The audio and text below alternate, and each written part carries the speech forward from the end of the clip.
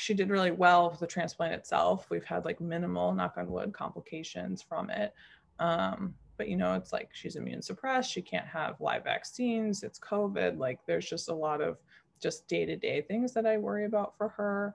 And like I have to believe that like long-term she'll be fine, and that like by the time she's 12, like they'll probably be printing hearts. Like I don't know, you know, like time is on her side in that regard. But you know, from the day-to-day between now and then, it's like, you know, it's like you worry all the time, and just like living with that worry and trying to figure out how to like compartmentalize it and keep it so it doesn't run your life is like a really big skill. Especially when people around you don't really, like you can't really talk to them about it, just because it's so, there's so much information to explain. I am extremely anxious that anything will happen, like more acute events will happen to her over time, or that even if it's not an acute, like she falls to the floor event, like maybe her heart decompensates or something like that. I am not able to manage that anxiety well.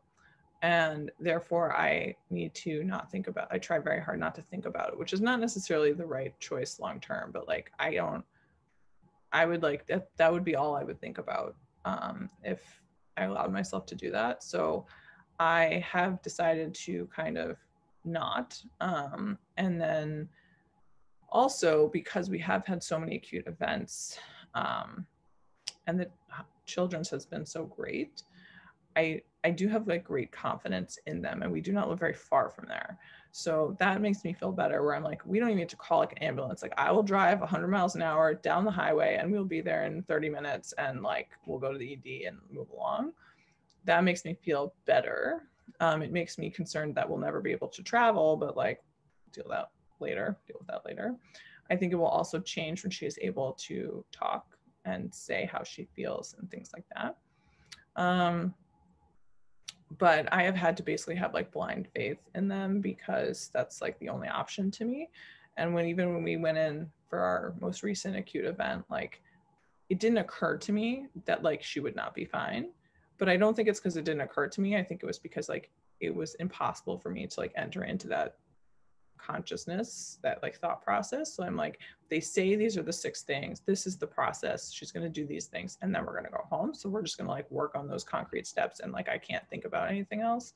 That's kind of how I live my day-to-day of like, today we're going to like, I don't know, like she's going to do her meds, we're going to do eating, whatever, and then like we'll read books and do all this stuff, and then like we're going to go to bed, and then like that'll be the day. And like if something happens, like we aren't very far. So that's kind of how I manage it now. It's just like, we've made it there in time, so like I hope we'll make it there in time if something else happens. I'm not like delusional in thinking that they can fix all problems, and I just hope that that will not be relevant to us. But like, just don't know, which is kind of partly why also like the choices we make of how to live our life from a day-to-day perspective sort of take into account that like we don't know what like the future holds. I mean, mostly what I'm saying is I'm in denial of it most of the time.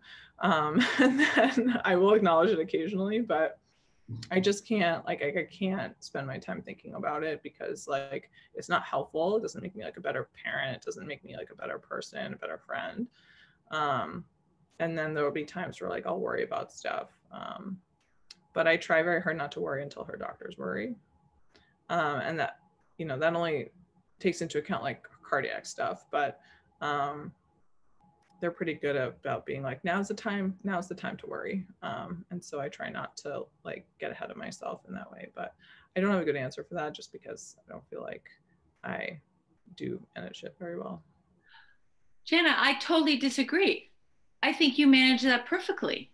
Really? I think compartmentalizing is, that's how parents parent. I have 2 healthy grown children. I mean, you're an extreme example because Henley has a health condition, but you know, one could extend it to like, accidents could happen to my daughters, or one of them could suddenly develop X, Y, or Z. Like any parent could, and if they were being completely realistic, should be worried that something could happen at any time. But there's no way of controlling it. And the worry doesn't get you anywhere. It can't prevent anything from happening. Worry doesn't prevent anything from happening. We have very little control over the things that are actually going to get us. So, what a waste of time. What a Yeah. terrible waste of time it would be for you to be thinking about that.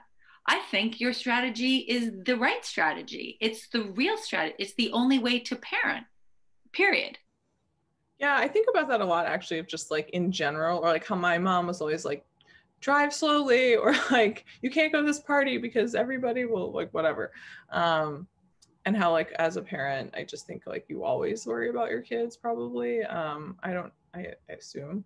Um, and how like, yeah, you just have to at some point trust in the world and like control the things you can control and then like hope for the best.